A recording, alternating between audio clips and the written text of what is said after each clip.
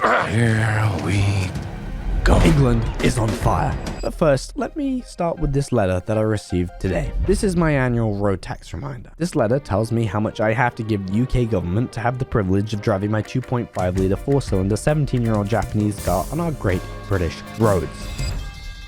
£735 is the cost, which is equivalent to about $1,000. This is on top of, by the way, the £3,000 annual car insurance that I must pay by law to legally drive, which is then on top of one of the highest personal income tax rates on earth, which I must also pay annually by law. I'd say about 50% or more of my annual income goes to this government in some form or another at this point.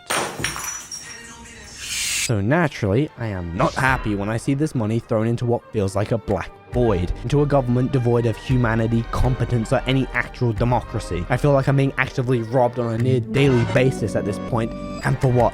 To pay nearly $5,000 just to have the privilege to drive my old Japanese car to the gas station just to pay overinflated gas prices before having points put on my driver's license for accidentally going 34 miles an hour in a 30 mile an hour average speed camera zone as I try to go to my local gym, which I can't even get to because of the non-stop rioting in my city, before maybe being pulled over and stop searched because I have an exhaust louder than a toilet flush, then randomly drug tested like this poor guy who was then hit with a drug driving offense because the testing kits used by the UK police can detect cannabis 14 days after consumption, even though it's literally impossible to be high by that point. This is also, by the way, the same government that, despite criminalizing it to the general public, is also the biggest grower and exporter of it on planet Earth. 70% of it on Earth is produced and sold by organizations in the UK that work with the UK government to maintain a total monopoly on the industry. But wait, quick, look at all the people saying mean stuff on Twitter. Time to imprison anyone who retweets anything deemed as hateful. Let's get that middle-aged bald bloke on Facebook sat in his living room in jail. While we're at it, let's extradite Elon Musk for retweeting videos of the riots on Twitter. What do you mean you called a police horse gay? Jail. Riding an electric mountain bike faster than 15 miles an hour? Jail. Riding an electric skateboard? Also jail. Flying a kite in public?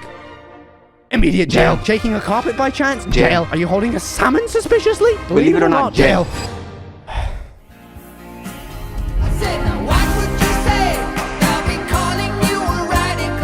This video may look uncharacteristic of a channel centered around virtual reality, but reality for me is that I live in the UK. Sometimes I have to make a video like this one, acknowledging the state of my reality as it is right now. To be clear, I am not here to play team games and act as if, just because a different team is in office, things will drastically change. I've watched 4 prime ministers come and go in just over the last 2 years, and at the end of the day, independent of whichever team is in charge of the country, many of the same people remain in power throughout different arms of the government. The regulatory agencies and those who are in charge for the most part remain the same. In theory, whoever is in power has the ability to change a lot of that, and the figureheads for a lot of these departments are also changed. But ultimately, currently, the average British citizen is still progressively being taxed more and more year over year, independent of who's in office. I am here to state my experiences as a 21-year-old in the UK and nothing more. I do not have solutions, I am not a politician, and I do not have a side. I equally dislike everyone who behaves as if they are above the average British citizen. And most importantly, I am a moron. I don't associate myself with any of these people who claim to speak on behalf of me, a British citizen. These are uptight, selfish clowns that were somehow handed the reins to our country, and they're not even funny. Listening to any of them speak for more than 30 seconds is like downing 40 melatonin tablets and knocking yourself unconscious after a poorly timed backflip. Anyway, if you want to support this UK slander, a like and subscribe will go a long way in hopefully not going to jail for criticizing this country. So what is happening? Well, let's start at the beginning one last time.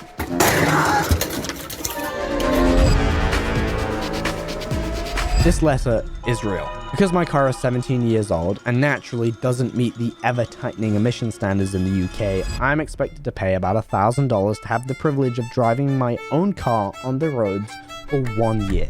This £730 number makes zero fucking sense. I only do about 3,000 miles a year. The cost increases year over year, independent of how often I drive the car, primarily because those in charge of this vomit-inducing reductionist robbery are not required to defend this publicly. This letter, by the way, to spit in my face even further, is stamped with an Investors in People Award, an award given to organizations that perform well and have good management of their workforce. Given by an organization that up until recently was owned by the UK government. They are unironically robbing me and millions of others in broad daylight and then patting themselves on the back for being efficient at it. Literally, I would rather our Prime Minister spit in both my eyes than kick me down a flight of stairs. I use road tax as the first example of this country's deteriorating state because it's indicative of, in my opinion, this population's biggest current problem. Anyone who's lived in the UK is likely fully aware of the tall poppy syndrome that this country suffers. Deviating from the norm, questioning ideology, or achieving above average success is generally met with brutally cold judgment and disdain, which is ironic for a country that spawned some of the most influential alternative art. The Beatles, Pink Floyd, Led Zeppelin, and Supertramp made a name for themselves by deviating from this norm and questioning mainstream narratives. Arguably, the UK is good at producing rock stars like this, in part because of how hostile the country is to freedom of expression to begin with. No car exhaust louder than the toilet flush, no electric skateboards, no flying a kite in public, no shaking your carpet, don't hold a salmon suspiciously. I'm not taking the piss. Those are all real fucking laws. See, I think the UK government has very successfully duped the general public into progressively giving up more and more rights and more money by utilizing the ostracization that comes with questioning authority in the UK. You're expected to pay the road tax because if you don't, you supposedly don't care about the roads or healthcare, two things that the road tax is supposed to be spent on, when in reality the government can actually do whatever they want with it and it's just chucked into the black void of tax money that our politicians vacuum out of our pockets and then throw into foreign countries while our GDP hits an all-time recent low. Or if you're Birmingham, you can spend that money on renaming your fucking street names to Equality Road, Inspire Avenue, Destiny Road, Respect Way, Diversity Grove, and Humanity Close. In a perfect world, I'd have no issue paying annual road tax to help support my local community and maintain the very roads that I drive on. But this isn't a perfect world. The people in charge are people, just like you and me, and I don't know about you, but I am a fucking moron, and I wouldn't be surprised if these people are too. Take a look at my girlfriend. Recently, the Met Police Commissioner on live TV threatened to extradite and potentially imprison Americans who make online posts that they deem as offensive, hateful, and threatening. This is in response to being asked about Elon Musk having tweeted about the UK riots. To threaten the extradition of American citizens over tweets is so embarrassing to me as a Brit to watch another Brit state publicly on live TV. It's actually humiliating that this is something that people around the world had to witness from our country. This guy setting off a firework in his own car and moving traffic is less embarrassing because at least it's fucking funny. The UK government in 2023 passed the Online Safety Act. If you live in the UK, you may have heard whispers about this. I say whispers because the UK mainstream media was conveniently quiet and soft on covering and critiquing the topic, doing basically nothing more than parroting whatever the government has already published in their own press releases. But what is it? The bill is supposedly meant to make the internet safer for children by giving the government the power to arrest those who promote what they deem as illegal content. But in actuality, it allows them an immense level of countrywide surveillance. This is typical behavior from our government. Hey, isn't all these things bad? Yes. Should we protect our children from it? Of course. Great, well, we'll get right on to extraditing Elon Musk for retweeting videos of the riots and accessing all your private messages via an algorithmic content detection system that provides surveillance of all UK citizens. Huh? This lands us in the position that we're in today. In fact, similar legislation was imposed all the way back in 2003 that defines any illegal communication as being annoying or an inconvenience to others. So if I send my friend Leo this image of his receding hairline, which by the way he took of himself, and I edit it to make it look even worse, and it upsets him, he could actually by law have the police come and arrest me for being an inconvenience to his self-esteem. As you can assume, this legislation is intentionally broad. This definition can even be applied to this very video and technically could land me in jail. So before they kick down my door, in the UK, as it is in many countries, car insurance is enforced by law. It is illegal to drive without insurance. Now, in a perfect world, this means that anyone that crashes into you will be insured and will protect you financially, covering the cost of replacing your car, buying a new one, or paying for medical bills. But again, this is not a perfect world. At this point, the UK car insurance debacle has been covered widely enough that I really don't need to over-explain this topic. Basically,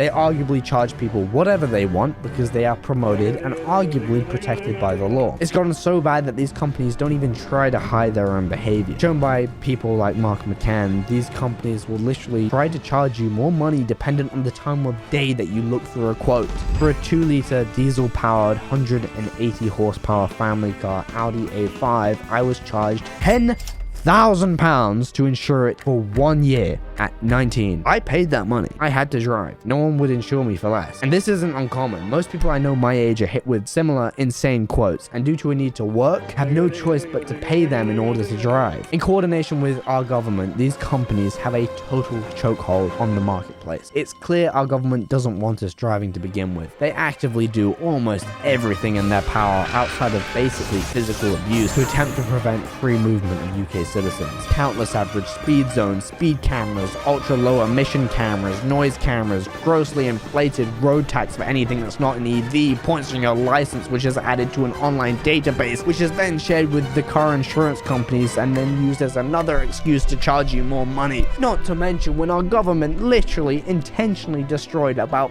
400,000 classic cars in the 2009 scrappage scheme, something that they've reintroduced recently in order to reduce emissions. Just recap on the 2009 scrappage scheme in case you were having a good day before stumbling across this video. 2 Honda Integra Type Rs were obliterated, a Lancia Delta was killed, 4 Ford Escorts were crashed, 5 Toyota GT4 Celicas were reduced to atoms, 10 fucking Mazda RX-7s were Thanos snapped out of existence, 2 classic Impreza Turbos were toasted, and I took that shit personally. My chest hurts stating this one. 31 Toyota Supras were scrapped. 31. Look, I'm just gonna move on to the next chapter before I fucking throw up. Raindrops are falling on my head. Most people, including likely many people who live in the UK, may not realize that this is actually quite a beautiful country. If you were previously unaware of this fact, I don't blame you. In an attempt to scramble to fix the UK housing crisis, we've entered into a waking nightmare. Acres of land destroyed to be turned into grey prison land. People are so desperate to drive, despite the rising costs, that they'll allow themselves to be forced into a wheeled refrigerator,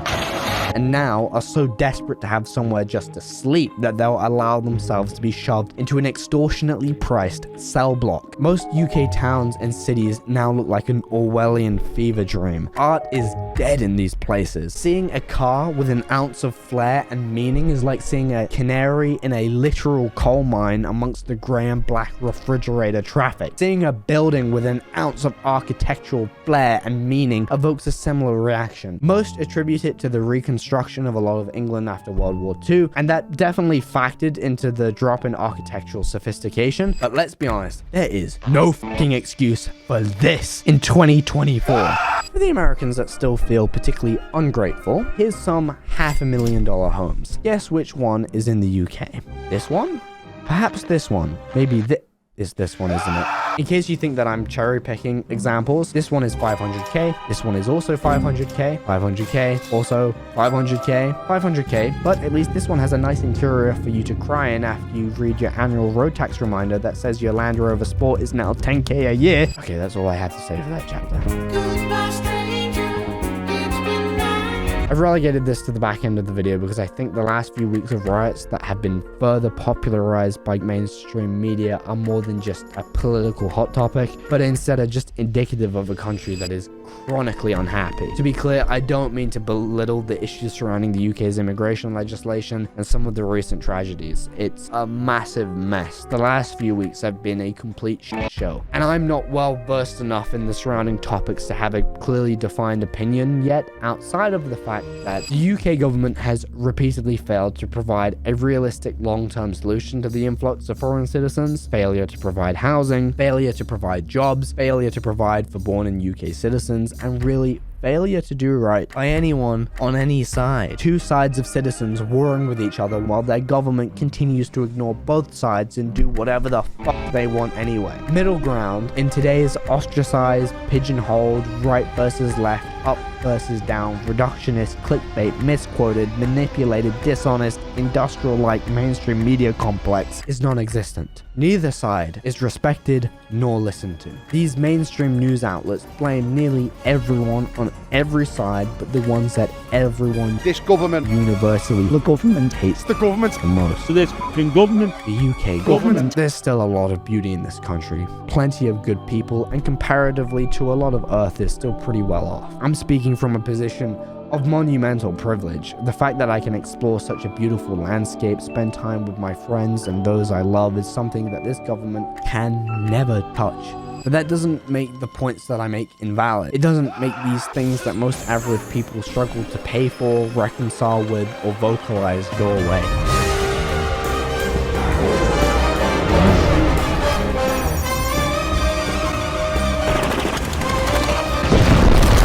And it sure as hell won't make those 31 Toyota Supras come back. I mean, what the fuck?